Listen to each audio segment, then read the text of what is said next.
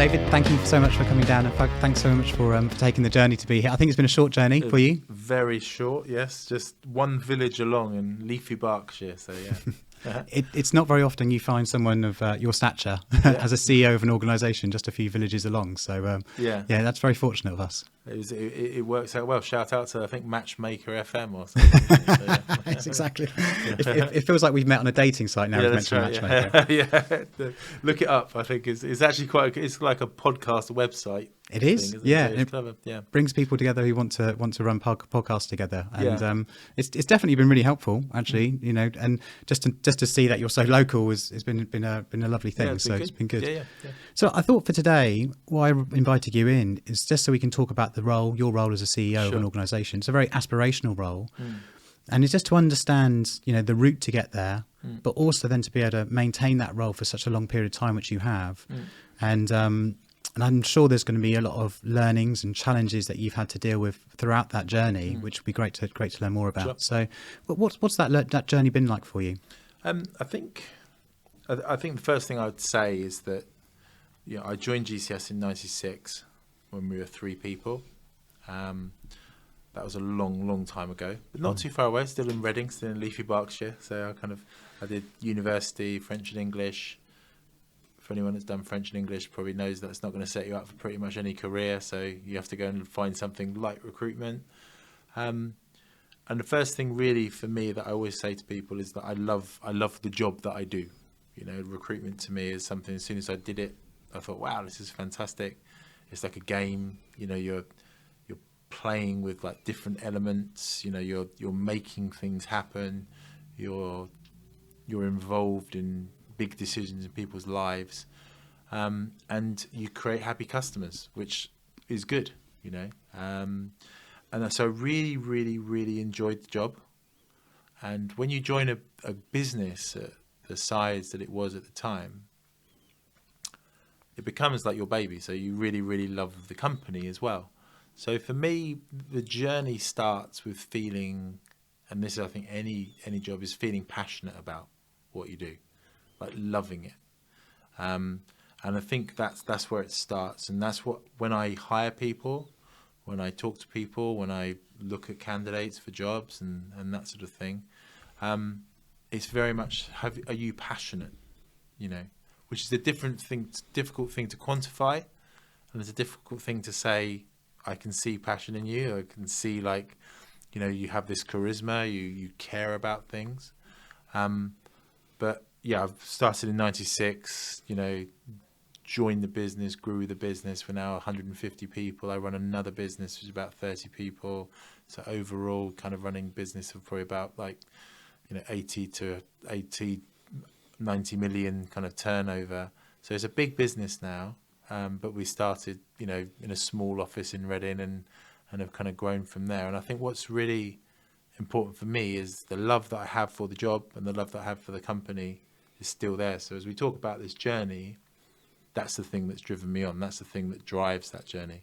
I think if you don't love what you do, then you won't be able to have that length of, you know, time in this career, because it's not just about money. And I think if you don't love what you do and the company you work for, it's very difficult to be the CEO of a business. I mean, you probably work for places where, you know, you look at leaders and you think, wow, this person loves this business. They live and breathe this business, and that's what I think really inspires other people. Like they think the leaders care, so they care. I think that sets a culture for an organisation as well, doesn't it? If you really love it, then the people that are following in the organisation wanting to grow in the business, they're going to love it too. Yeah. Can I ask, so where did that love come from? So was that from an early role that you had in recruitment, or was it more broad in business? Where did you find this love and passion for what you do now? Well, I think I did a lot of swimming when I was young, you know, and I was a swimmer. Okay, so up to the age of 16, then I decided that swimming was a bit boring, and parties and girls would probably be much more fun. But that level of input, like that kind of self-drive that you have to have in swimming, because it's quite a lonely sport. You have to get up very early, you have to go to bed, you know, very late. You do mornings and evenings, you know, and then all the weekend. And it's obviously not very glamorous, and it's also you're in the pool all the time, so you never really get to speak to them. It's going up and down, up and down, up and down. But that really set me in my mind that if you work hard, then you achieve stuff, and it's all down to you, right? So for me, when I did recruitment, you know, the things that I love about recruitment are, firstly, it's never ever the same. You know, every single human being is different. Every single job is different. Every single transaction is different. And while human beings can be incredibly frustrating and difficult, which is the thing that always makes me laugh when people interview for a recruitment job and they say, "I like, I'm a people person." I'm like, well, yeah, you're going to see the wrong side of human beings in this job. But you do obviously like create futures. You know, you put a client and a candidate, you put them together, they fall in love, walk off into the sunset. You've got these happy customers, and I felt that for me with recruitment, that this was something that I could kind of put that hard work in, I could control, that I could, you know, be passionate about, but also that I'd never be bored. Like, I'm never bored now, even on the worst days. You know, I once worked in a deli in Tesco's, you know, as one of my Saturday jobs. And I actually, when I grew up, was kind of interested in like working in retail and like being like a Tesco's store manager. I don't know why, but it's like something I've always quite fancy doing. From working in a deli in Tesco's, I was like, I'm never working here. This is terrible. I hate this job. And we all know we've got jobs where we clock watch, right? Where you look at the watch and it's like, you know, you finish at 5:30 and it's 3 o'clock and it's like the longest 2.5 hours of your life. Whereas in recruitment, I always found that it's 5:30. I've got loads more to do, but I want to do it. So the day flies by. It's fun. You know, you're doing things. So that was what really set me off. I was good at it. You know, I could speak to people. I could communicate with people. I understood people's motivations. So obviously you're always passionate about something you feel you're pretty good at. And that really helped me to gain a passion for that. Also, once you get into recruitment, you know, when you're working for the company or working with the candidate, particularly the company, the customer, you can actually be really like interested by the company. You know, oh, well, we're working with this guy. You know, we work with some of the coolest companies, the most innovative companies in the world, from, you know, with GCS, from mad kind of, you know, space satellite companies to, you know, crypto exchanges on the marketing platforms, to companies like Google, Facebook, etc., etc. So some of the most interesting and exciting technologies in the world, and then you feel like you're part of that. You feel like, I placed this person, I built this team, I made this project, you know, and then you think to yourself, yeah, I'm part of turning the wheels of the economy. You know, people always talk. I mean, you probably at Livingstone, it's that hard to find people. Oh, right? It's the hardest thing. It's the hardest thing. You know? To find the right people. Yeah. You know, we're on a recruitment drive early on this year, and the number of interviews that we needed to deliver to attain one candidate, because you want to get the right person. And it's the culture fit and it's the right attitude, and you realise just how tough that role is itself. And we were working with recruitment organisations, and it's still tough. It's still tough to get the right, because you, like I say, it's a marriage. Might find someone and they want to go somewhere else. You can't, like, you know, they've got 2 or 3 offers. Generally, the good ones do. So you're battling to get them in. This is what I mean about the game. You know, it can be frustrating, you know, but that's the world I live in every day. Like, how are we going to find these people and the roles that we work on at GCS are never easy jobs. So, yeah, we have a commercial arm. It's finding salespeople. The best salespeople are always working, right? So you have to tempt them out, you know, and that's hard. You know, no one's applying to our job adverts. You know, you have to go and find every single person and persuade them that this is a great opportunity. But this is the whole element of it that I think is really, really important. And yeah, if you get the right person at your business, or any people get the right people in their business, that's what's going to drive you forward. That's what's going to make you a better company. So I feel that the work that we do with the customers really makes them better. you know, and if you see them being successful and seeing them grow and being better companies and being successful, you feel you've been part of that, and you hopefully can kind of help them along on that journey. Now, for me, with GCS itself, with the company, like I said, you know, I worked very closely with a really great team, both in terms of the founders, you know, particularly a guy called Chris Bartlett, but also the people that I've worked with over the years. You know, I've got a business partner called Lisa Forrester, who I've worked with for 13 years. She came in as an academy person, and she's the COO of the business. You know, I've got a number of different people that kind of work in different locations, growing teams that we've grown together as a team. And I like to surround myself with people that have the same level of passion for the business. And that's really, really important for me, so that you feel like this is something that we're building, that we're growing, that is ours. And we created this culture, and this is how we want to have a business. And I think, you know, for me, that's what you get that passion from. You know, I liken it to like writing a book or something. Like, this is my novel, you know, for better or for worse. You know, this is the thing I wrote. So we haven't got to the ending yet, you know, but definitely it's been a kind of pretty wild ride. It's a pretty good story. So yeah, so that to me is that what gives you the love of the company, is seeing it grow, feeling proud by what the customers you've delivered to, the things, the exciting things you've achieved, and then also seeing people's careers grow around you, and seeing like really well high performing teams around you. Like, we made this. This is our team that we made. These are our people. And I think that's what gives you that love and that passion, and that what I feel, you know, just thinking about what you said there earlier. It's all about the passion and the feeling and the love that you have for what you're doing, and that radiates from there. So let's take you back to the beginning, Yeah. effectively, which was, you know, number 3 employee. And let's talk us through that journey, because during that time, you know, we've had recessions, we've had COVID, we've had, you know, challenging economical climate, we've had wars, you know. Fortunately, only one war. Fortunately, Yeah. let's not have any more. And yeah, maybe 2, but this one seems a bit more worried. But yeah, carry on. So you've gone through. So when you first started, so 3 people. So when you went in, what was the initial role, and what were you thinking that you needed to achieve there? Just 3 of you. If I'm completely honest, I had a chat with the guy. You know, I had 2 job offers. One from Kyocera. You know, shout out to Kyocera, is a printing manufacturer. For a salesperson, they offered me £12,500 basic to start with commission. And I talked to this other guy called Chris Bartlett, who was the founder of GCS.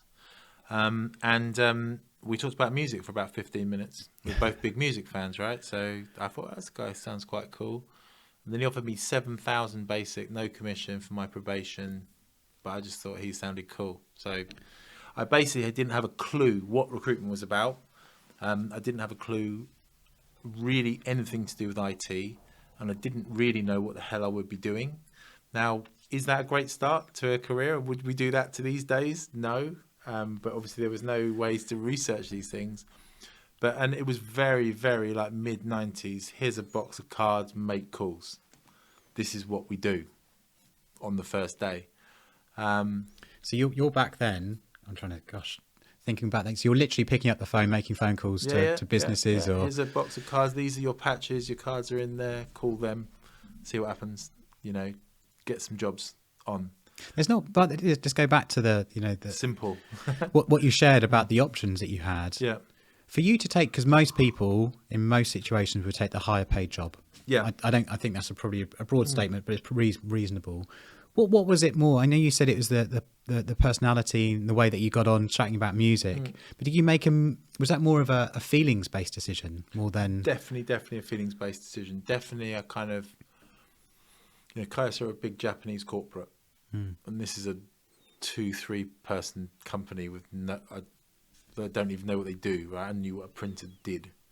But it's very much with feelings. I felt that this was something that I would enjoy, something that I could work with this person. This person could teach me things, you know, increase my confidence, help me to understand business. You know, I just felt that, you know, go for it that feels this is where you should be, rather than something that maybe on the basic might be better off straight away. Obviously, I looked at the commission scheme, right? And the thing about recruitment, particularly in that type of world, is so if I make these placements on this time, I can earn this amount of money. And then I looked obviously at the commission scheme, and I think this is really important for all salespeople, is to don't look at the basic, look at the commission scheme, because what you want to do is perform at the highest level, right? So what's the highest level? Who's your top biller? How much do they earn? These are the questions I've always asked. You know, hopefully you do too. So you know, very much so. The kind of who's the highest biller? What do they do? Why are they good? How much do they earn?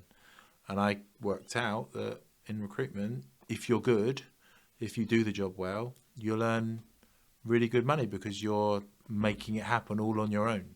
You know, you're the person that makes it rain. Whereas obviously in a big corporate, you're not the only person in that chain. There's the people that make the product. There's the people that market the product. There's the people that do the corporate sales. There's people that do the account manager. There's a lot more people to kind of get something out of that particular deal. So I wasn't thinking about it in that detail at the time, but I did look at the feel. I looked at the person that I felt I could learn the most from, because in the end you're starting, right? So you got to try and make the right decision. And then I did think about, I want to be one of the best here. I want to be the best here. And if I am the best here, how much can I earn? And I realised that you can earn a lot more in recruitment if you're good. When you were looking at those roles and looking at the right thing for you to do, when you bring people into your organisation now, of course, you're a recruitment business, so therefore you're advising other people, younger people that are beginning their careers. How do you advise them? Would you advise them to follow a passion, or would you advise them to go? I'll be honest. So this year, I've lost two people to high basic salaries. Yeah. And it's hard for me to kind of say, don't take that job, although I can't pay you as much this year. But and I have to say, listen, well done, because congratulations on getting that higher paid job. You're probably going to learn more here with me in this role because of my experience and, you know, et cetera, et cetera. How do you advise on that? So when someone's first making that first decision, and quite often they make a choice around money. I mean, if I had my time again, I'd make different choices. Yeah. But at the beginning, you're just trying to start out. You're trying to earn money for the first time. Yeah, I think it's slightly different when you start out. You know, I think it's also quite different when you do something like myself, which isn't vocational. You know, it's a sales job, right? And I think it's important to think, like I said, about the commission, because sometimes people are putting more in the basic, but less in the commission. So what's the OT? What's the upside, right? People sometimes. Well, I'd always encourage people to ask those questions, and I think the best salespeople that I talk with, they ask those questions in the first interview. Yeah. I sometimes get a bit worried when it's like, well, I want this basic. It's like, well, why do you want so much? I can't trust it. No. Yeah. You know, because I think you're that good. Well, I've always thought that salespeople should have lower basics and better commission plans. And at the moment, some of the basic salaries in sales at the moment have gone astronomical. I think things are changing. When I think about the business, like I just said, like you start with a box of cards and make some calls. Much as I don't know when you started, Simon, in your, but much as we like to go back to the good old days, I think the world has changed. The world has turned. There are some basics. Recruitment's still the same. It's still client candidate. They fall in love. Walk off into the sunset, happy customers, right? But the way that's set up, and the way we train people, and the way we work with people, and the ethics of it, and the business itself, it's a lot more corporate, a lot more professionalized. It's a lot more customer driven. You know, we used to use like that boiler room. We did as well. And that was like, well, look how Ben Affleck does that interview. Like, we'll do the interviews like that, and look how Vin Diesel does the chat when he's like takes over the phone from Giovanni Ribisi. Obviously, if you're watching this and you're less than X age, watch Boiler Room. Only the first half though, right? Because they all turn out to be bad guys, and it's a little bit disappointing. I always find. Yeah, well, that's always good guys. That's always what happens in the end. You just think, these guys are going to go there and make it. You get 70%. Halfway through, and they're like, oh, they're nasty. No, you get 70% of the way through, and it all falls to pieces. I think that was always. It was that film, wasn't it? And then there was what's the other one? Glengarry Ross. Ross. Yeah, that's it. Yeah, that's right. So all those years ago, that's kind of what you joke about. A salesman. The keys on the table. That's right. Yeah, that's my car. Yeah, this is people. You haven't got people say money doesn't make you happy. I haven't got any type thing. That's the line, isn't it? But I think to kind of go back to what you're saying there, I think there is a higher basic culture, now, and I think we've seen that within our business, partly because we've changed some of the roles. We've got more account managers now. We've got more people that go out and sell solutions. We've split down the roles, and the reason we've done that is, one, because we've realised it helps us to focus more on customers. And I think this is the key thing about the CEO role. You have to be flexible with the time, right? You have to move with the time, and you have to be aware that things can't always stay the same.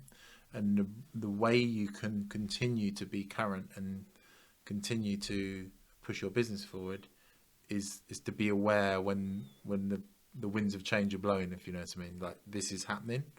So we've changed from having one recruiter doing everything to having some people that are specialists within their markets, right? Some people that go out and sell solutions. Some people that manage the accounts. Some people that deliver the candidates. The other thing is, obviously, in this virtual world now, we've got, if I say we've got 150 people who work for GCS, 60 of those work in like India and Poland. Okay. And they spend their whole day delivering candidates to the account managers, right? And the process itself works a lot more efficiently. There's a lot more career progression. But I genuinely think that to go back to this point about basics, is there are some roles now that are not so sales driven. They're not so like, you made that happen, and that the upside maybe isn't quite as much.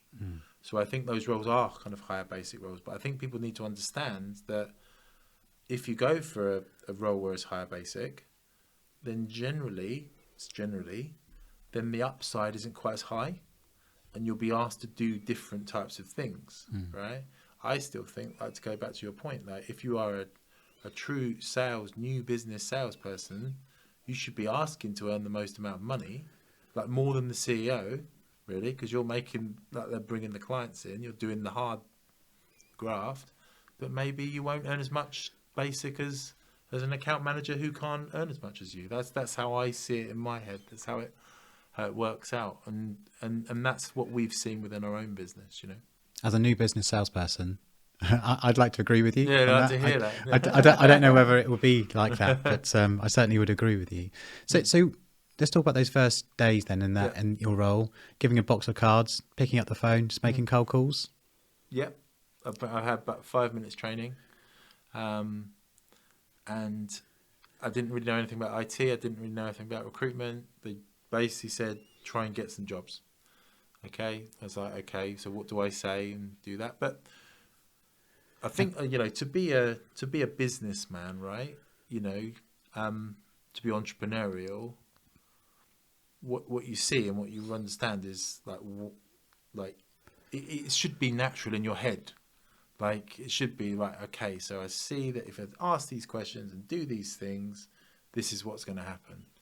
Like, recruitment sales really is not complicated, is it? You know what's the outcome, what's the best way to get to the outcome. You can do all the training in the world, but you've either got it or you haven't. But you've either got the idea of it or you haven't. You've probably got people in your team that they're talking and they're looking at the different scenarios. They're thinking about what can go wrong, what can go right, what should I do. In the same way as some people, you're explaining it to them, and then they're like, wow, yeah, that's a really good idea. You're like, well, why is this isn't trainable, And I think that's what's really important for me. Like, in the end, yeah, it was a box of cards, go for it. But with every single call, I was like, I see now how this works. I was lucky enough to do 2 deals in my first 2 weeks. Wow. I was like, it was total and utter fluke. So it wasn't because you were picking up the phone. I was picking up the phone, so that was a good thing. So I always tell people it was a fluke. So one of my little stories, you probably got your stories you have as a kind of manager, myself as a CEO. I've got these stories, these things I say. It's a kind of culture. And one of the things is I did 2 deals my first 2 weeks, but it was a total fluke. I go on to say I didn't do any deals for the next 3 months. And I'm a really bad loser, so I was ready to throw myself out the window. And then I kind of got the idea of how the job works, right? But for me, like that first period, I spoke to a client. They said, I'm looking for someone. I put the phone down. I was like, what do I do now? I found a candidate, I put him down. I was lucky enough that he got the job. He also didn't take another job, which he told me about. And then I called up that place and they said, oh yeah, we're looking. And I was like, right, you got another candidate, put that down. And I was just sat there and I was like, wow, this job's easy. It obviously isn't easy. But I don't think you can teach that. Maybe you can, maybe you can't, I'm not sure. But I started at the beginning of my career having no idea at all about sales or IT or anything else. And I had other opportunities as an estate agent. Actually, I looked at recruitment as well. I decided to go down the IT route. And all I did, probably for the first 5 years, was just make more cold calls than anybody else. Yeah. And I just thought, I'm not, and I looked across at the office and I could see people were very well educated or they were very smart.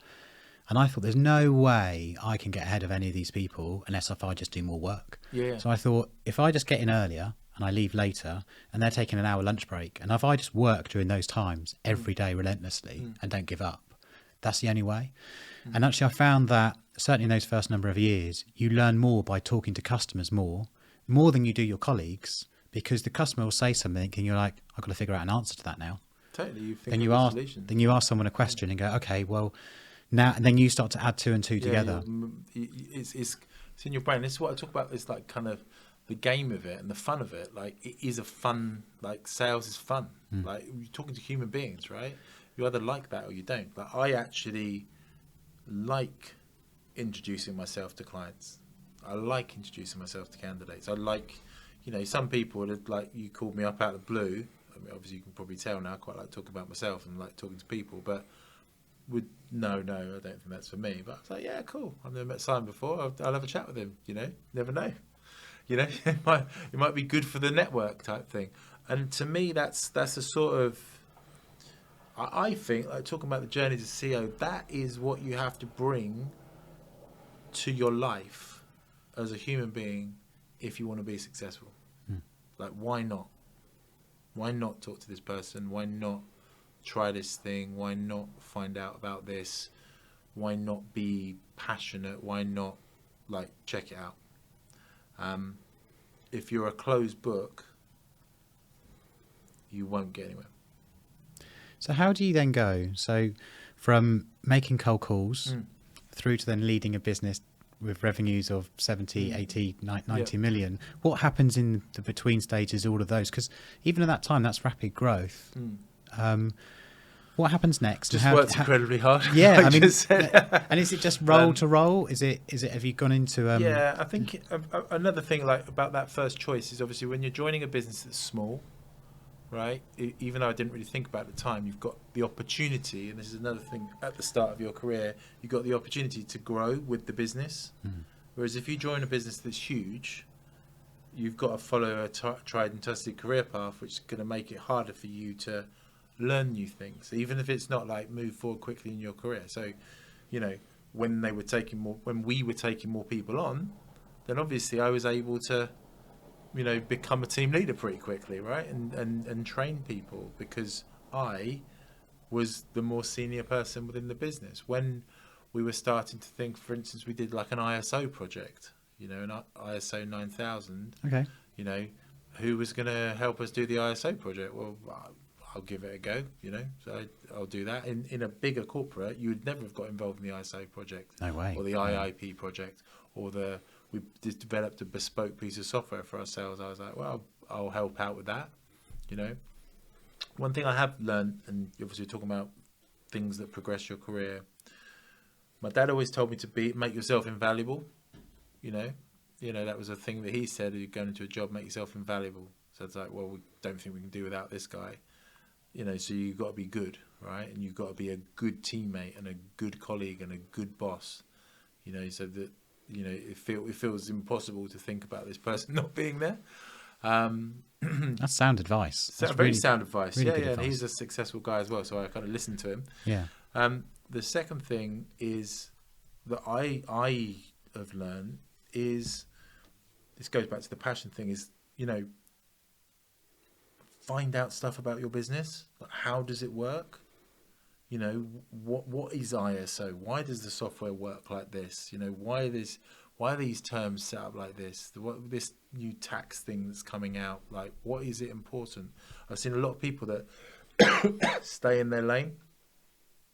Now, staying in your lane in some ways is quite good, you know, particularly sometimes as a salesperson, because you can be super selfish. And maybe if I'd been more super selfish, I might have been like the top salesman. I was never the top salesman. I was always like 3 or 4. But that was because I was doing other stuff.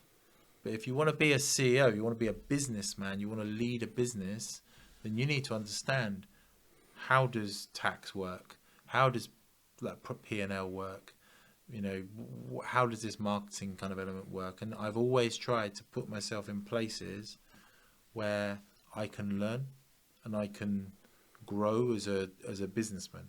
And I think that's really, really important. You know, if you stay in your lane all the time, then you won't grow. You won't be able to move those next steps on. But for me, like, I grew with the business. I grew with the business of GCS. So they have different projects. They had new people. We moved to new offices. We expanded to new locations. I was always there, learning, being given the opportunities to learn, and you know, that kind of rounded me off as a person that could be a CEO. That's interesting, actually. And I'm going to pick up on a point you said there, because something that whether I accidentally or a mistake that I've made in my career, is I have stayed in the lane. Yeah. And I think it's really interesting hearing from you, sharing that actually it's better almost not to be that top salesperson, and actually to have that broader experience within the organisation. Don't be in the top 5. Try and be in the top 5 always. When I'm ex-SAP, and we were acquired. We were a company called Concur prior to that. Oh yeah. And I was just so focused on. At the time, I wasn't even necessarily trying to become the top salesperson. I wanted to be within the top. Yeah. But I did have my blinkers on to a lot of things that were going around, because there were so many things, especially in a big corporate, which could take your eye off the ball. Yeah. And you had to put in so much effort, 12, 15-hour days, you know, to try and progress things. You've only got a small patch. You've got to make things happen. You've got to really build relationships quickly, because the year then changes.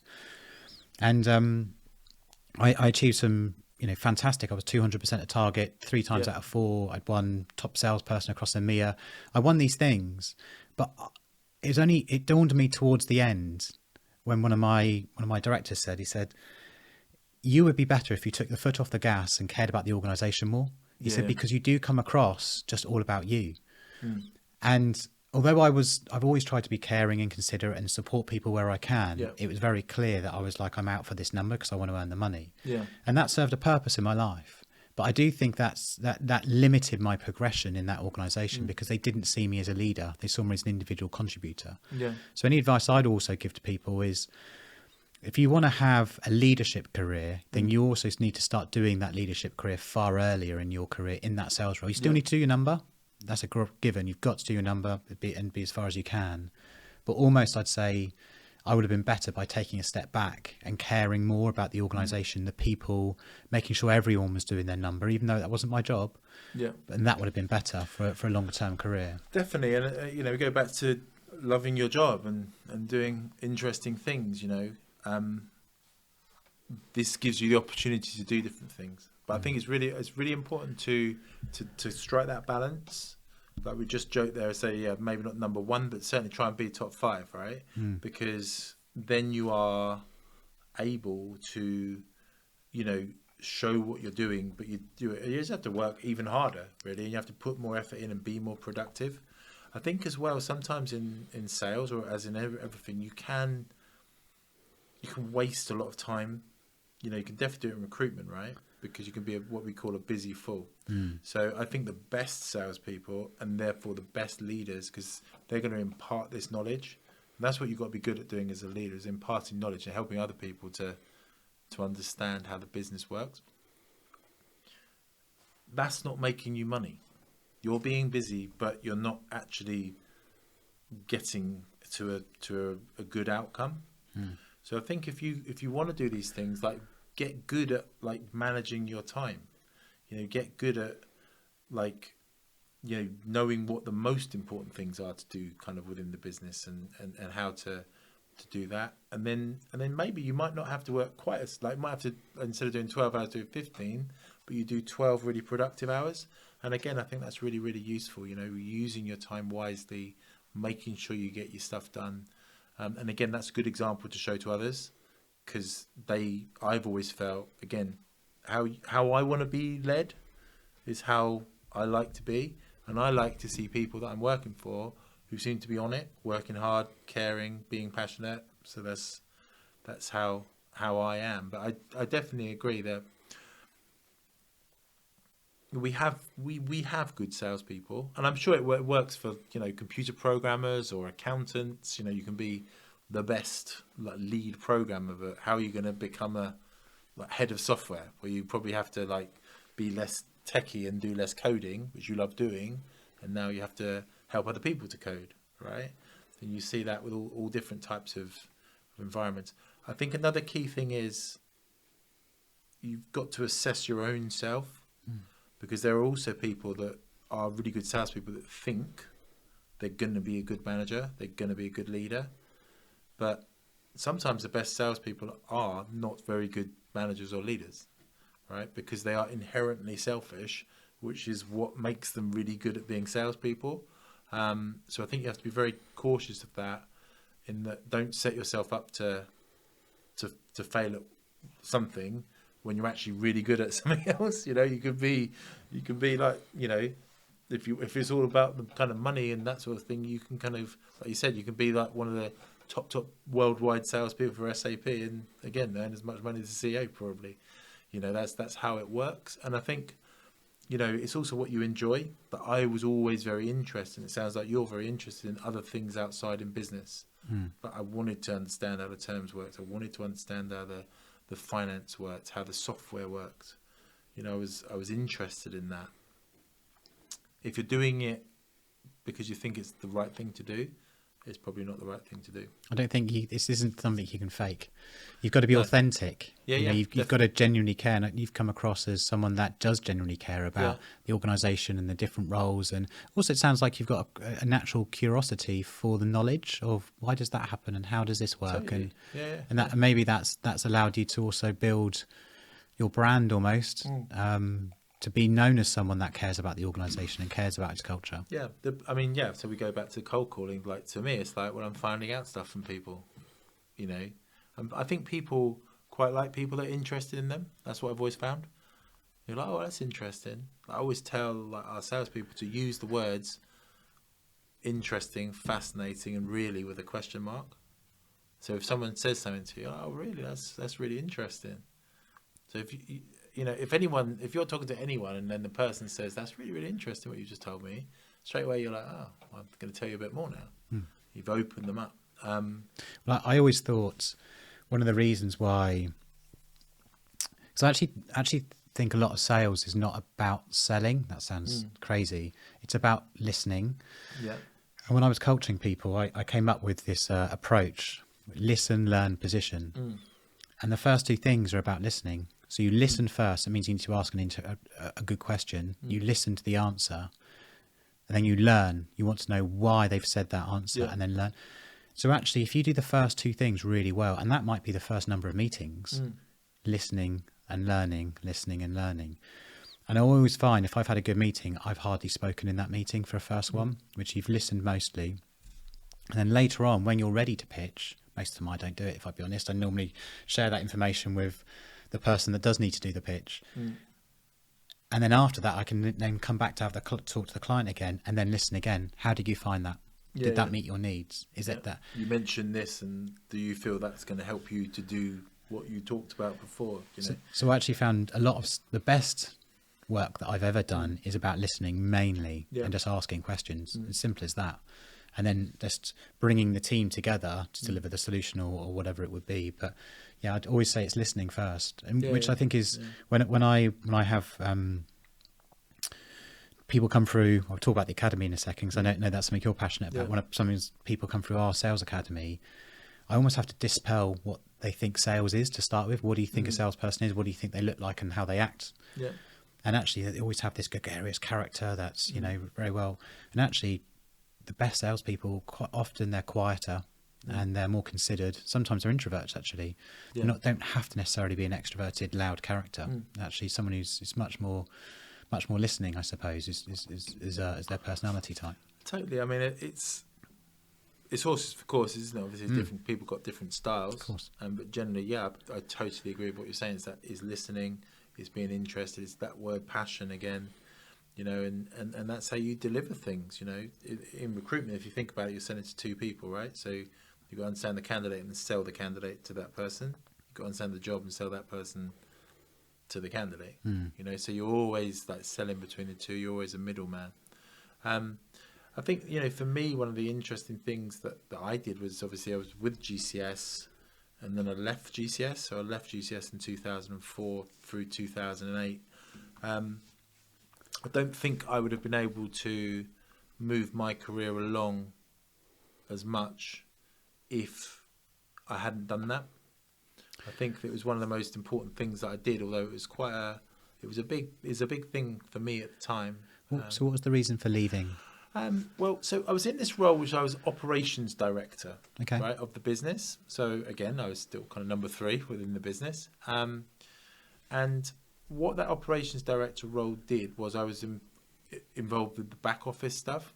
So, training, doing the academy, working out the terms. So all the things that I'd said that I was like kind of getting involved with, I kind of moved in that direction, away from the recruitment side of things, and also away from sales as well, almost. Yeah, so I wasn't really kind of involved in that so much, and I felt like, if I'm completely honest, that the business had 2 owners, and like three's a crowd, if you know what I mean. So I felt, just had my first child, who's just gone off to university now, so that's how long this ago it was, and I felt this was a good time. I took a few months out, felt this was a good time, and it goes back to that learning. Like I decided to go out there and look at some other businesses and understand how they work. Still amicable with the founders of the business. And like many people, like, you try different things and they don't necessarily work. I was lucky, my first job, it worked out really well and everything was great, right? But I've seen, as a recruiter, I see so many people, like, I move into another job, it's not quite right. So I worked for a few businesses. I worked for Harvey Nash, I worked for Alexander Mann, and I worked for another business called Connections, which is in Wokingham. And the 2 businesses, Harvey Nash and Alexander Mann, are huge recruiting businesses. So that was the total opposite of this small kind of, energetic, ambitious startup type business, to go to Harvey Nash, which, is still bigger than us. Alexander Mann is massive kind of talent solutions business. And really just to see how they worked and see, like, some of the things I said, how we've changed the business, how we've moved different things in. As you mentioned, you worked for Concur, and maybe they got bought by SAP. So straight away you're like, wow, this is a whole new world. You're going from 5,000 employees to 75,000 employees. It's a complete from a kind of very niche brand to one of the biggest brands, if not certainly software brands, if not brands in the world, in business. And straight away you're like, wow, like, they do things like this. The thing for me that I felt was 2 things, right, that I've learned from these big businesses that really, really helped me was, number 1, everyone sells, right? The leaders sell. And that was something I'd seen from my trajectory, is that within our business, like, the more senior people moved away from the clients. And that was one of my frustrations, like, not in a frustration in kind of like, oh, I just didn't know, but the big people within these businesses were involved with the big customers, and that was something I was like, oh, so you should never stop selling, never stop being involved with customers, never move yourself away from it because you've become senior. Always be out there, always be trying to kind of drive transactions and be involved in solutions. And the other thing was, just how collaborative people were.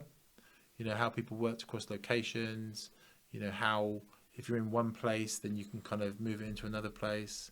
and how when you're in a customer, you want to try and grow that customer. So you want to, I talked differently, like in the past, like recruiters, known for being, one and done. So make this placement, make as much margin as I possibly can. Everyone hates me. Who cares? I'm off. Sort of thing. There is a stereotype. There is a stereotype. Very much so. Yeah. I think it's changing. I don't know. I mean, I'm in the world, so I don't know. But I think that the stereotype of recruiter is changing. I think so. Yeah. I think so, because they need to be more a business partner, and they really need to understand your organisation, your people, the right culture. Yeah. At the end of the day, they're still in sales, and they've got to place a person. Yeah. But I do think it's certainly the ones that we work with are collaborative, and they support and they listen. Yeah. And you know pretty quickly whether they're in it for a quick buck, if you will, or not, because the type of person they put in front of you. If you then interview that person, you think this isn't even close. Yeah. You know that there's not a this They're is not listening. no, they're not listening, exactly. So. Yeah. And I think when you do, one of the recruiters I work with, it's nearly every time the ratio of success is like certainly 1 in 2. Yeah. I'd say it's very rare. Yeah, I'd say 1 in 2, because that person is the right culture. They've already done the vetting. They've already spoken to them, and they're like, "Well, am I going to give you this person if they're pretty right?" And that's like a swan. So what you don't see is obviously all the work's gone on beyond, because they know you. So they spoke to 100 people to find you these 2, and that's a good recruiter, right? So they just not they spoke to the first 2 people. I've got this great job at Livingston, really good IT systems business. Okay, yeah, I'll go for it. I could send you the first 2 people that said yes, but I need to find you the person that is like right for your business. So therefore I have to speak to 100 people, put more effort in, and then I deliver those people, and you're like, oh. And sometimes I think that's one of the things about recruitment, is it feels easy. If it's done well, it feels easy. Like all you did was send me a CV, and I'm going to pay you 20 grand. Why?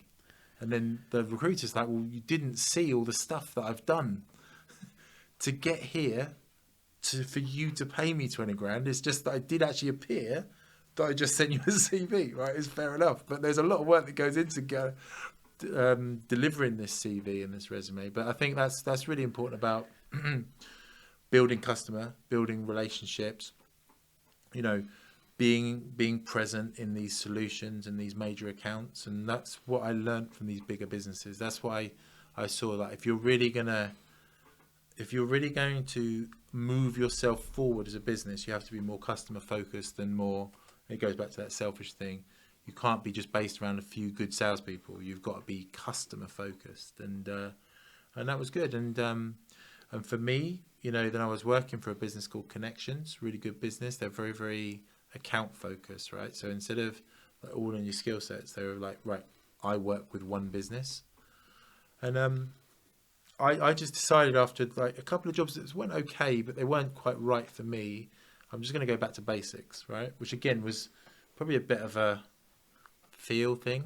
I had other big corporate jobs again, and I was like, no, just give me a box of cards and a desk, and I'm just going to do it again. And then go back to basics. And it was like 2 really successful years. And I rediscovered my love for the job. You went back to cold calling and... Yeah. I mean, fortunately, through the work that I'd done, I had a really good network now. So I was able to say, right, this is the market I'm going to work in. These are the people I'm going to work with. And I've got a plan now. And that plan paid off quite well. So that was useful for me, that I was able to kind of build that up. But yeah, no, and yeah, for anyone who's kind of going through kind of career trauma, I don't know where to go, and just go back to the start. Yeah. Particularly if you're in sales or something like that, or if you've got a job where you can get quite good money from when you started, just, refresh yourself. I was only kind of, I was quite young at the time, probably, in my 30s, so it wasn't like, God, I'm an old man. Like now, it'd probably be a bit harder, but I just sod it. Yeah, I'm going to go for it, and it was good. And then the funny thing that happened, obviously, like another thing is obviously always keep your connections, keep friendly with people, and that sort of thing. One of the 2 guys left, so one of the 2 founders of GCS left, And so that was my opportunity to kind of come back and be the MD of a business. So that was really good. So yeah, I was able to kind of come back in as the MD, as operations director, and this is how we're going to build the business. I think what's really interesting there is that you've gone off to other recruiters' businesses, different types, different markets, different types of solutions. You've been able to gain a lot of knowledge from organisations where I think all of those were bigger organisations. Two of them were bigger, then one of them was smaller. Okay, so, but different size, different complexities, and then you've been able to come back to almost home, I'd say, and say now you've been off travelling, and now you've come back to home to say, now I'm ready to lead this organisation. Yeah, and that's really what I've tried to do in the last 14 years. The business, it hadn't like crumbled while I hadn't been there, which it's a bittersweet. You accept that. So it's done well while I was away. And the first week that I returned was the credit crunch. So everything went to pot. So a lot of my plans were like up in smoke. So we had to kind of rebuild from quite a kind of difficult point. I guess, I don't know if you were working through that, but 2008, 2009 was a pretty tough time in any world, because no one had any money to do anything. But you rebuild back, and what was great to see, and what I've really enjoyed, and what I class as kind of phase 2 is, how you move the business along, how you keep it growing, how you keep it, extending yourself, how you keep, working through. And the whole idea of coming back was, at some point I'm going to leave, and I want you to buy me out. Right, so that was something we were working towards. Obviously, the credit crunch pushed it back. Right, so there was a kind of value that Chris wanted. So myself and my team had to work towards that value, but the value that we were going to get to, it would have been easier to do if I hadn't had like 2008, 2009. So I had to work back from quite a much lower point than I had envisioned when we first had the conversation. But that's life, right? Again, that we're talking about a journey here. You're going to take hits, you're going to take bad times, you're going to take good times, but you've always got that ability, and you're always going to need that ability to kind of pick yourself up, dust yourself off, and go again.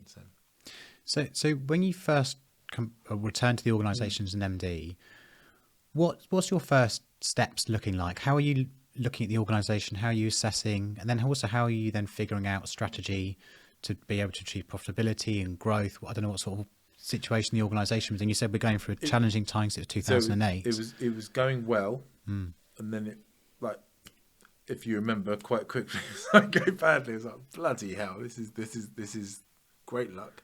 But I think I wanted to come in and I read something about this whole kind of idea of like the first 90 days, like listening and learning, and not making loads and loads of pronouncements like straight away, because everything was going as well as it could do. But I think there were some key elements. So we mentioned about the customer focus, we mentioned about leaders leading and selling, and we've mentioned about kind of expanding and collaborating. These are key elements I wanted to kind of bring back to GCS. GCS, I felt in the past, had maybe quite a kind of that kind of not so professional, more desk based kind of lots and lots of individuals culture. Right. So therefore, I wanted to move it forward by creating a kind of collaborative team, customer focused culture, which I think would be how we could take the next steps as a business. So you're looking at your sales team or the customer facing team, and you had lots of individual performers, but they weren't necessarily working as a team. Yes. And you really looked at that and thought, because it's definitely a better way of working with customers than those individual performances, which is, in collaboration, as you said. And the thing that I think that I had to do over the time is, obviously, we talk about the academy, right? Bring people in, maybe bring slightly different types of people in that you might have looked for before, and train people in slightly different skills to what you would have done before. I find that the academy is a great way of moulding people. Right, so when someone comes in with no experience, then they're ready to listen. If someone comes in with experience, they're still ready to listen, but they've got some preconceived ideas, right? So it's always important to take on juniors, I think. It's always important to take on people that you can build. and most of our senior people come from like GCS lifers. It's important to know that those aren't the only people that can be senior people within your business, because I think then you get a bit of, it's not diverse thought. It's not, you've only one type of person as leader. But for me, we had to think about the people we're hiring, the people we're training. I think it's important not to just reach out to X person, maybe is the top salesman, and say you are not what we want anymore. Maybe a more ruthless business person or a better business person might have done that, like, just cut out the bits that were wrong. What we tried to do was grow other parts of the business. Try and, like, if we're gonna have a more account customer focused type business, grow that alongside, the GCS business. The more kind of individual specialist sales piece. If I look back on it now, do I think that was necessarily the right thing to do? Could I have been more brutal? Could I have been like that? This is how we work now. Would we have been further along now, seeing the successes we've had from making these changes? Maybe, but you kind of live and learn, right? So it's difficult, isn't it? Because if you're looking at a culture and the way of selling before, and then you're saying some of those people, maybe they've been working for a long time, they've been selling in that particular way, maybe they don't want to change. Yeah. And if you were to be really brutal on that, and maybe sometimes people look at senior leadership and they think you've got to be brutal, you've got to be that, but then you're also going to cut out a significant revenue stream. And also if your bet doesn't work out, then you're in trouble. Exactly, then you can get fired, right? So I think you've got to play. It's a gentle balance. Yeah, I think obviously history is written by the winners, right? So if I wasn't the CEO of GCS now because I'd made the wrong calls like 10 years ago, then we wouldn't be having this conversation. So I wouldn't be saying, oh no, it's all worked out for the best. So I definitely think, like, I do look back on that and think that now that I can see how we've moved forward, maybe I should have made those decisions quicker and not done them in a kind of, having different streams going along. So did you essentially build almost another organisation which had the more customer-centric view side by side, and then that's what we started to do. So kind of placed a couple of chips. Yeah, slowly but surely, we tried like different kind of areas, different types of brands. But yeah, one of the things we took was more customer focused, bigger major account. You might call it major accounts, that sort of thing. But to be honest, we probably tried to do it without upsetting too much the apple cart of the core business, the 80% of the revenue. Again, you live and learn, right? From what I've seen, from how the business has moved forward by really focusing and working in this way, I probably have done it sooner and placed more bets behind that side. How long did it take you to make that transition? So the transition, I would say, to this different type of model has really happened since we run this MBO, right? Right. So in 2016, myself and Chris, we've been thinking about, exit strategies, but we were kind of at the value that you wanted to try and be, and it was also at the time that you wanted to be. And I was ready for it to happen. And through the networks that we'd got, we were introduced to a company called Engage, which was they'd done their own MBO for kind of James Khan business, obviously the guy from Dragon's Den, and we started speaking to them, and an offer was made, offer was accepted, and then we did this MBO, which was management buyout, which basically was we are being backed by basically private equity to basically be funded to buy out the founder. So myself and my management team are now running the business, but we're running the business as part of a kind of recruitment investment platform, which is what Engage is. So there's 21 brands within Engage. They cross all different types of recruitment.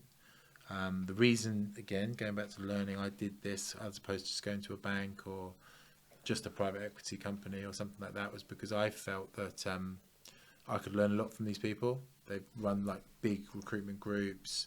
The person themselves the people will be very involved on our board, actually helping us, still investing in us to grow. Whereas I felt that if you just get the money from a bank or from private equity, then pretty much they are there and you report to them every month and this is how it's going, and then they leave you to move forward. Different strokes for different folks. So I felt that having more input would help us. So the change really happened. We run our business, but it enabled me to make strategy, because before, when I was working for these bigger corporates, I was like learning from afar, I could see it happening, but now I'm making strategy with these people that have worked for these bigger businesses and can see the potential of GCS and the potential of my team, but are kind of saying like, you know, the value of your business, the value of what you do is your customer. You've got to put if your customer is happy and gives you more jobs, then your business will grow. It will create opportunities for your people, right? You know, you've got to get it like that. And so if you always go out there with the focus on your customer, the focus on delivering to your customer, the focus on making sure that your customer has a really good experience, then your business grows, then everyone grows, everyone's happy. Whereas if you try to make everyone happy, right, and like first, then I truly believe you're not going to be able to give the level of customer service that you do, and your business is not going to be able to grow. So you've got to focus on your customer first. And that's one of the key things that I've learned in my career. But we were able to put in strategies around that, and the guys agreed with me. So yeah, the last 4 years, the biggest thing that we're able to do, like really when we finished off this strategic change, was COVID. As with all industries, COVID has allowed us to rethink and reevaluate our world, right? You know, I say we've got like 50, 60 people who work for us in India. That would be impossible before. I wouldn't even understand how you could have done it. I know obviously people were in call centres and that sort of stuff, but these people like work with us and for us, and we speak to them daily on Teams and on video calls, and you know, we work with them in a virtual way, but we work with them, right? It doesn't really matter where you are in the world, right? We've just joked about me coming like 2 minutes drive to here, but we could have done this podcast and I could have been in New Zealand, right? It doesn't really make any difference, right? And that's the difference to the world. And I think when everyone, like, for me, the world was kind of on its knees and everyone was like, you know, what are we going to do now? Is this the way it is now? And I think, I don't know if you agree, during COVID, it was much easier to kind of make those kind of big decisions because everyone was like, well, you know, everything's all a bit up in the air. Let's go for it. And I think, and again, that's taught me something, is that in periods of crisis, you make really big decisions that generally are good decisions. You know, generally under kind of pressure, you're like, right, what am I going to do? You know, it's what's that rugby thing, that Clive Woodward thing, is that think clearly under pressure, right? Oh yeah, I read that book years ago. Winning, is it Winning? It's called Winning. Yeah, I mean, he's great, isn't he? But he's kind of like, think clearly under pressure. So obviously in rugby, you've got to make the right decision because otherwise someone's going to bash into you. Heart, right? So that's under pressure. Because I think that's what he was talking about a lot. I'm just trying to remember, it's probably 10 years ago I read that book. And there was lots of different strategies that he put in place. And there was a couple of ones which are just, you had to know where you were on the pitch. There was the touch line, and then you need to know where everything was. And it was thinking clearly under pressure. Yeah. Which really just wanted everyone just to come back, he said, because people could get carried away at any point. And I've heard Johnny Wilkinson talk about these sort of strategies being put in place when it wasn't by accident that they were exactly where they were on the pitch. Yeah, at those passed the ball exactly for Johnny Wilkinson to deliver that drop goal, because he'd done that over 1,000 times. And they practiced that, and everyone knew exactly where they had needed to get to for it to be perfect for Johnny to be able to win. So all of that clear thinking, you know, it's that was just a clear strategy that he put in place to be able to get to where he was. Yeah, I actually just read an article by football by the Italian defender, Chiellini. Okay, and they was talking about the Euro final, which obviously sadly we lost, which we didn't think clearly under pressure. But he said that he was the captain, and he said when I think it was Trippier scored or something, or Luke Shaw scored, and we were 1-0 up. Yeah, I mean, And he said he was screaming at the Italians, stay calm, they can't take the pressure. So he knew that I guess you're an England fan, yeah, of course, yeah. we couldn't take the pressure. It's true. And he knew that we would break, but he obviously needed the Italians to stay calm, right? And it was very interesting. So, like, as the captain, as the leader, he was like, this is pressure.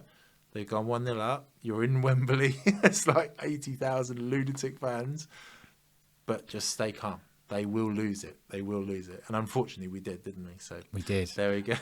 It's interesting because that does seem to be one of the killer blows for us, is those big moments where we do. Yeah. I don't know whether it's a mentality thing or. I think we don't feel at that moment. You know, that's why it's so amazing when they won that Rugby World Cup, wasn't it? Because unbelievable. I've never seen it. I've never actually, like, there's very few times England win stuff. But when they did, I was like, wow. So we did it. Like, we like extra time in Australia, a drop goal. Like, how often does that happen? You know, and it never happens in football, unfortunately. No. So to go back to what I really go back to about COVID is it was a terrible situation, socially, you know, politically, you know, health wise. So everything was like, this is a crisis, right? So you bring your people together and you're like, what are we going to do? How are we going to make this better? How are we going to survive? You know, that's the thing for all businesses. Like, how are we going to survive? You know, I've never been in that moment before. I actually thought it was, to be honest, great. I was like, wow, this is, you know, I'll be talking about this in a podcast in about 2 years' time. But what I try to kind of get back to now is I don't want to lose that. I don't want to lose that crisis moment. Like, I'm not walking about like, woe is me, you know, everything's doom.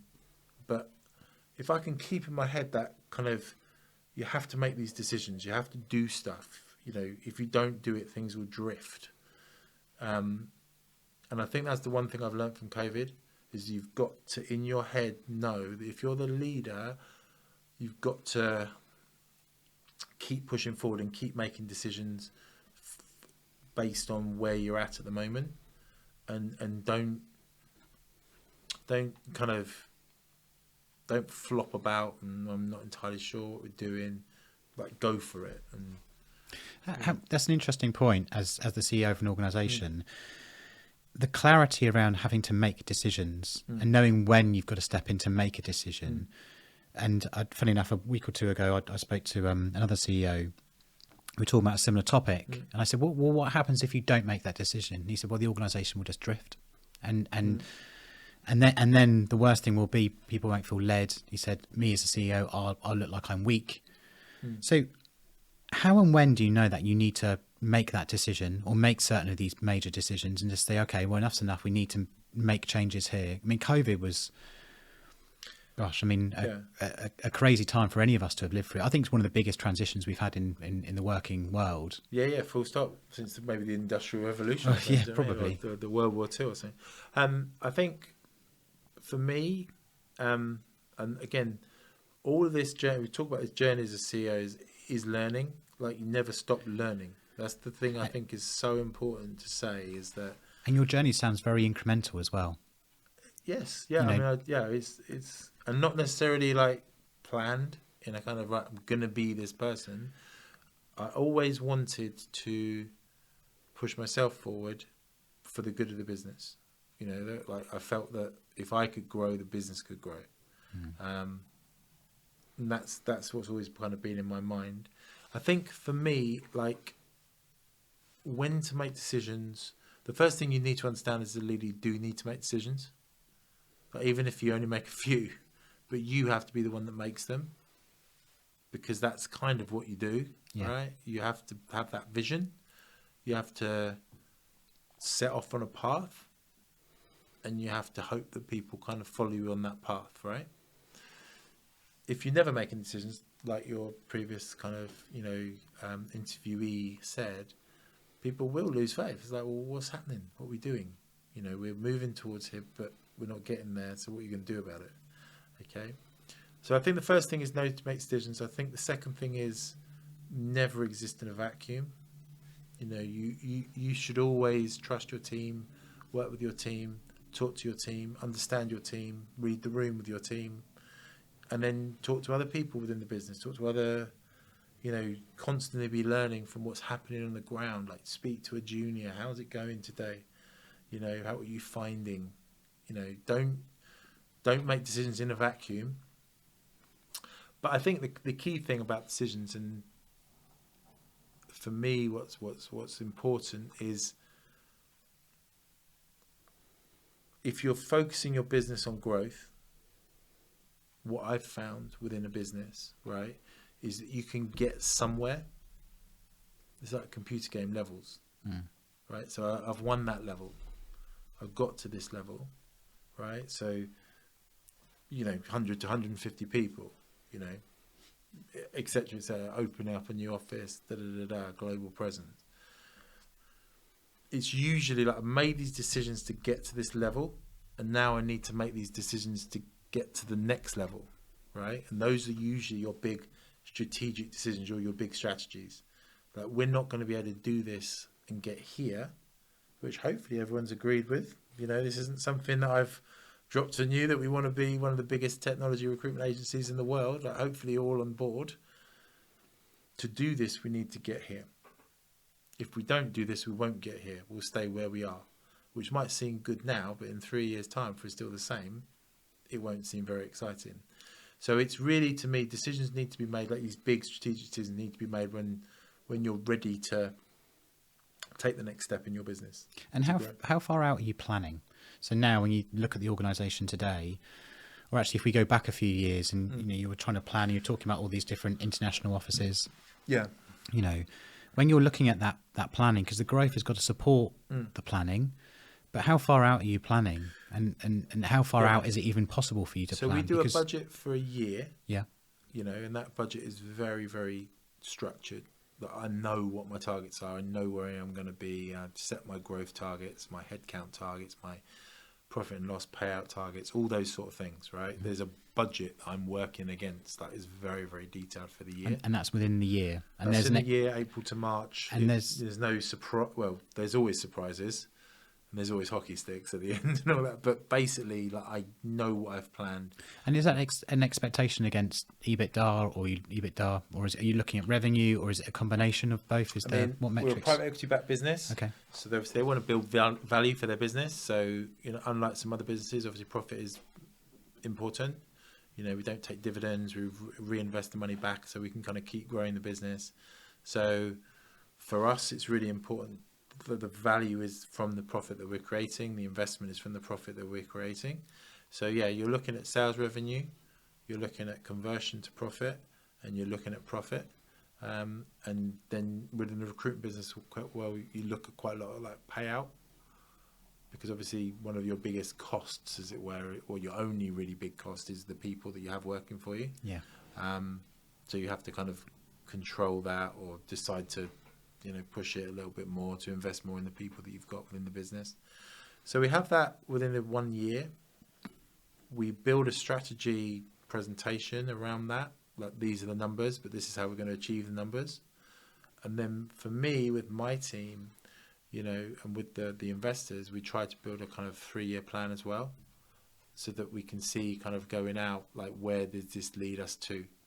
And that generally is more in terms of the locations, the sectors, the branding, the people that we might need, and where the people are going to go to that we've already got.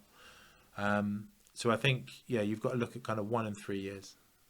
But then there's so many stuff. I mean, things happen that you just can't even, you know, you think, right, this is the plan. Like I've said many times in my career, you've pretty much got to think that God, I'm a religious person, that God's going to send you something down the line that's going to mess on those plans. So you've got to have a good, stable business underneath and a good, stable team around you that will help you through those crisis moments which are going to come. But then, so having that longer term 3-year plan that you'd have with your investors, but then something like COVID will happen, and then obviously that's just a huge challenge, which now I don't know if you're still thinking growth is possible, or actually it's just retaining what we have. Or I mean, how do you sort of link in what we've gone through in the last 2 years with that growth plan and the expansion? Yeah, I think the important thing really is that it seems to me, from being in the business 26 years, nearly 27 years, that every couple of years something bad's going to happen. Okay. Right. In recruitment, you're very much at the beck and call of the economy. Something happens, people will hire less. Then you're going to have to kind of deal with that, right? Interesting about IT is, since I've been in it, since 1996, it's always grown. So IT is the largest recruitment market in the world, and it's constantly evolving and changing and transforming.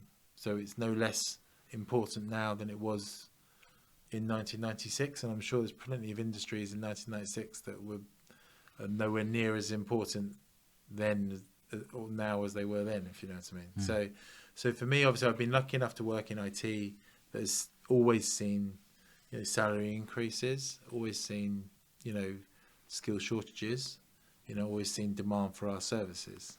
So I've never, I don't think I will ever, worked in a market where it's like, well, that IT stuff, that's all a bit old hat. You know, we don't need computer programmers anymore. You know, I can't see that happening within my lifetime, at least. I think every company in the world has to be an IT company now, and that's that was off a slogan off somebody. I can't remember who it was, off a vendor somewhere. But it's true in the fact that every company has to be an IT company, because if you're not focused around digital transformation, better ways of working, not just that. I mean, large organisations where you need to have major systems to run the business. Yeah. You know, it's quite simple. How you sell your products. How you sell your products, how you transact. Interact with people, all that sort of stuff. It's all there, right? So most of it's all software based. Yeah. It has to be. Yeah. So for me, I think I've been lucky enough to work in an industry that's rode the wave of growth and relevance. But I think that, you know, with regards to the ups and downs of the economy, it does always happen every 2 years. So I think one of the key things is not to overestimate your targets, you know, to know that if you think something's really good, it can get taken away from you. COVID was the same. The credit crunch was the same. You know, the dot-com boom was the same. You think you're flying high, and, you know, then you come back down to earth pretty quickly. But the thing is, and this is where, to kind of go back to kind of what we were talking about at the start, is like, that's where the passion comes in. That's where the love for the job. It's not just about, like, you know, you're going to make good money, you're going to grow, but you're also not going to make good money, and you're going to have a hard year, right? It's like you're a farmer, I guess. You know, these things happen. Farmers have a good year, farmers have a bad year. Hope you have more good years than you have bad years, okay? But if you love what you do, you still have the love, whether or not it's a good year or a bad year, right? This is like a new thing that you're learning.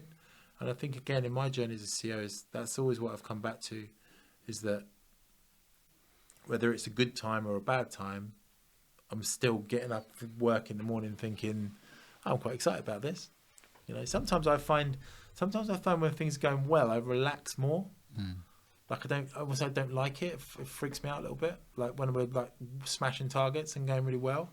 Like I will take it, like you mentioned about lunch. Like I'll take a lunch. You know, everything's going well. I'm hitting my targets. Everyone's happy. I'll go to lunch. When it's not, like sometimes I say to myself, like I need that anger back in me, like that frustration. It's the frustration almost that like drives you on. You know, you can't show that frustration because that's not great. Like the guy in charge is like walking around like a bear with a sore head, angry all the time. But internally, like that's the thing that like makes you do stuff. You know, that's the thing that makes you make decisions, makes you feel passionate about things. You know, so yeah, a little bit of like bad luck and losing is not necessarily a bad thing. It's interesting actually, because some of the best leaders that I've worked with, on the exterior they're very calm, and that's, you want to better have a calm leadership team. They've been through it before, they've weathered these storms already. But interesting, like you say, when I've been probably the more successful, it's because I've had that frustration inside me, which is I've got to get on and got to do things, and that's the motivation to because working with some of these large organizations is really complicated sometimes. It's very challenging, and they're changing objectives regularly. What you were talking about a quarter ago is now changed on their agenda, and now you've got to change your proposition in some way, or so in this sort of enterprise world, you sort of have to have that frustration. It's like a good thing. We mentioned football earlier. I was watching a documentary on Wayne Rooney, of course not related, but it did. He was very clear that he had to have the anger and frustration inside him for him to be the footballer he was. He had to have it.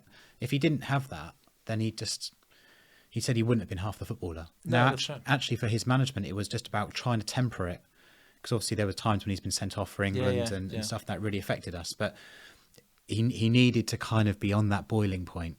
Yeah, totally. Yeah. It goes back to passion, doesn't it, really? I mean, that's what we said right at the start. I think, you have to create it inside you. Like a leader can create it, like a kind of inspirational chat, like, yeah, let's go do it. But it has to be there inside you, and it has to burn pretty hard to kind of keep it going. Yeah, I definitely agree. So for me to kind of go back to like the strategies, like you have to bear in mind that people will leave your business. You have to bear in mind that customers will, drop off. You have to bear in mind that there are going to be economic factors that will, that you can't necessarily, I can't say that person's going to leave, this customer's going to go wrong, this solution that this project is going to be a disaster, but you have to bear it in mind in your head. Like sometimes it's more a salesperson thing, in terms of more than a leader, but you see it in sales quite a lot. It's like everything's going to be fine. Like all my leads are all going to go in. It's not going to happen, is it? Sometimes when someone's forecasting, as you probably get in your, like, give me a forecast, 100,000. So every single deal that you've got up, like, as a potential deal is going to go in. Yes. Never happening. No way. No way. So basically, I'm going to take your 100,000 and I'm going to call it 30 because that's how it usually works. Well, right? That's what I was about to say. It's 1 in 3. Because one will push, in another one, a senior executive will leave, and one of them will happen. Yeah. Even if you've got a perfect sequence of events, a perfect close plan, the customer's really engaged, it's still 1 in 3. Yeah. So as a salesperson, you have to build out bigger than that. You've got to have 200,000 if you want to do. Well, you have to have 300,000 if you want to do 100,000. Yeah, and one of my old sales leaders at Emma Maslin, who was fantastic. She'd always just say, this all starts off with prospecting more and having more in your pipeline, because then invariably you can then choose and focus on what you need at that quarter, and then some will push. There's no question it will, but you have to. So do you still? Sometimes you have the magic month though. I've had like 3 or 4 where it's just everything. Like it's like everything you touch turns to gold. Obviously, you have the terrible months where everything you touch turns to crap. But like, I just love those moments when it's like everything I did this month, it all went perfectly. That's always, you've got to celebrate that as well. You've got to. It's that so road. Your 100,000 did go in, and that person was saying, "Well, you were wrong because they all went in." I was like, "Yeah, but that's not going to happen every time."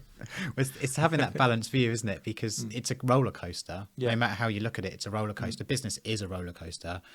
And when I talk to the people in our sales academy, it's about just try and stay as balanced as you can, because there's going to be great times and there's going to be real hard times. I was talking to someone yesterday in the team who's going through a really difficult month, and I just said, in a month's time, you could be having a fantastic month, but you just, as long as you keep the daily behaviours the same and you still put in as much work and pressure upon yourself to be successful, eventually you will be. Providing you're using the right conversations and everything else, eventually you'll get there. But it is about a balance, and there are times, no matter how great a salesperson you are or how great a business is, it's going to drop off because for whatever reason. There will be times when it picks back up again. But really, longevity, I think, is about keeping that balance. Yeah, for sure. And yes, I mean that's something I had to work on in my career. Like said that I'm a bad loser. Do you think that comes with experience and age? Definitely. It comes from experience. It comes from making the transition from a salesperson to being a leader. Like, I think it's quite easy to be, like, because you're being selfish, right? It's quite easy to be a bad loser and, like, you know, shut the phone down and kick the door and stuff if you're just a salesperson. It's like, it's your own battle and turmoil. But when people look to you as a leader, when they look to you to set an example, you have to realise how you're perceived. And I think that's something I learned a lot. I've started off very young in my leadership career. So yeah, from like I joined the business when I was 21, I was a team leader, like a third most senior person in the business when I was like 23, right? So that was something I think I was probably given those responsibilities, to be honest, probably a little bit too young in terms of the human being that I was. And I made lots of mistakes, you know, but you learn from those mistakes. And one of the key things that I realized was that people do perceive what you're doing, you know, that how you're acting, how you're reacting to things, how you're interacting with people. And if you're not doing it right, they will, one, lose respect for you, but secondly, they will do the same things. And secondly, that you are the mood. This is something I always say to people, like, when you go into like something I say in my kind of management training when I sit down with people is like, if you go into a room and you're the manager and nobody's in a good mood or passionate or enjoying their work, whose fault is it? And then I always say, it's your fault, right? Because you obviously didn't go in and make them feel good, passionate, excited, you know, up for it. Like, it's your job. You know, you're the cheerleader. You're the one that makes them like, wow, I'm working for GCS. Wow, I'm working for Liverstone. It's brilliant. Do you know what I mean? It's your job to make it happen. So don't berate people. Like, berate yourself first, you know, because you are the one that drives that enthusiasm, I think. Now, it's obviously important to have the right people around you, but that's one of my like management nuggets. Like, you control the vibe, you control the culture. Well, I think culture is set by leadership. There's no question about that, because I think you can't have subcultures of people and teams. You know, you might within that individual team you have, but I think the ethos and the culture of the organisation is really set by the example leadership provide. I've only more understood that as I progress through my career and I've moved more into a leadership role. But certainly, I mean, Concur, they had a wonderful leadership, and that leadership was very much work hard, play hard. And there was almost an unlimited budget for, if you're hitting your numbers, of trips or this or lunches or winner's lunch. You're going to Hawaii or doing this, and there was just it was just a winning culture. And you could see that everyone was working hard because everyone wanted to win. But in the right way, in a collaborative way, and the managers were all bought into that. There's a lot of organisations that I've worked in where politics just get in the way, you know, and I don't know how. My question for you really is, how do you ensure that doesn't happen? Because quite a lot of businesses, politics get in the way. You can't you can't deliver the culture that you'd like to have. And I was listening to a podcast the other day by, I've forgotten his name now, but the person that set up Timpson. And he said it takes about 5 years to change culture in an organisation. And he said they had their own Timpson culture, and then they acquired another business. And he said it took about 5 years to take the culture that they'd have in Timpson across to the other business. And he said it was you know, nearly killed the whole business because it was just too much of a transition. And they've got a really good culture. Like Timpson's, and they're one of those shops that when you go into the Timpson shop, it's always the same. So that's a really strong culture. Like the same. If you think about Timpson's, it's got the same colouring. Usually got quite similar. I don't know if it's a bad thing at this time of diversity. Same type of people work there. You know, they're always there's always good customer service and stuff in there. They always seem quite proud about what they do. You know, and you kind of feel like that is a really strong culture as well. And there's so many businesses, you know, that don't have that. You know, so yeah, I definitely think. I think, you know, so yeah, we drive forward the culture, and I think, politics is a strange thing. I think you will always get it. I don't think it's possible to eradicate it. Not everyone gets on. Everyone's got their own agenda. Things change from a day-to-day basis. You've got to be alert to it. I think in the type of organisation, like you talk about bigger corporates, then you get different sections, different divisions, that different types of managers, people with 2 governors, that sort of thing. As you grow, then it becomes less simple. So I guess one of the things is try and keep the strategy simple. Try and keep everyone moving in the right direction, the same direction. Try and get people's agreement that this is what we all want to do, right? Okay, because then they're all on the same side, and we're all working towards the same goal. So it all comes back to strategy. It comes back to strategy, and it comes back to simplicity. I think in this point of view, like what is it we want to achieve together?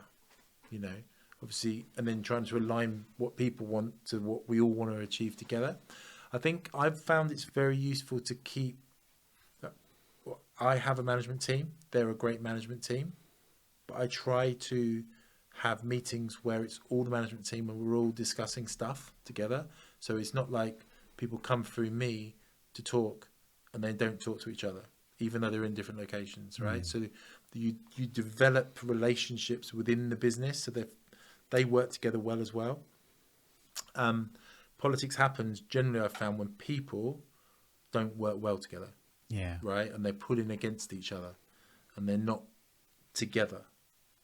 And if you get that in your team, that's a bit of a cancer, because then other people treat them differently, and then it's like, well, I can't really say that to so and so because that will piss her off, and then that will happen, and etc. etc. etc. So I think that's a key thing, is like trying to keep your team talking, working out if there's problems. There's animosity for any. You don't know what they might have had an argument in the pub or something, or you just don't know what's going on that you can't control.